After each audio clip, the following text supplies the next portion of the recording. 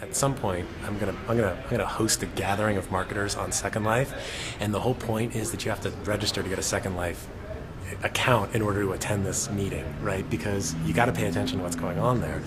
It is sort of fringy and it's a bit odd, but it is compelling to a large group of people, and they're on there and they're expressing themselves in ways that amplify their core personalities.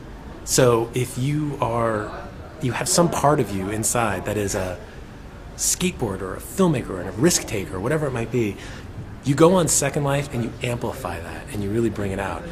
The social network aspect is like amplification times 2, because then once you've done this, you've lived this life of a risk taker or a cowboy or whatever it might be, and it's shared among that group of Second Lifers, the opportunity to take that and record it and then go into the social network, again, brings it one step closer to the quote-unquote real world and begins to broadcast that out so you can feel where the juice is for a person.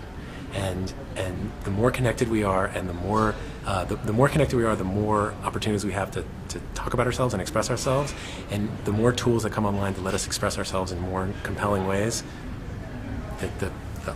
the arc just goes off. And it's not like people invent new lives in Second Life. They really just more fully express their own lives in Second Life. So you can see why it would make sense to bring that over to MySpace or onto YouTube, because that is just more about broadcasting your world.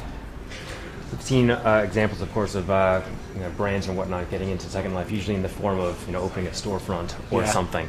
Have you seen any examples of a brand creating an avatar or an actual person that moves through? No. Your Second Life strategy should be tied to your blogging strategy, right? I mean, if you've got a blogger, right, and how cool would it be to have the blogger also have the Second Life persona? There is a Second Life persona out there called, creatively enough, Gary Stein, right? I created this thing.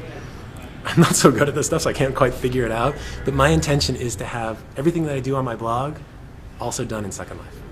I want to have groups of people. I want to have little lectures on there. I want to have an open discussion forum. I want to have a weekly fireside chat about word of mouth marketing. All kinds of stuff happening on Second Life. I think it is a really, really compelling way of communicating among people.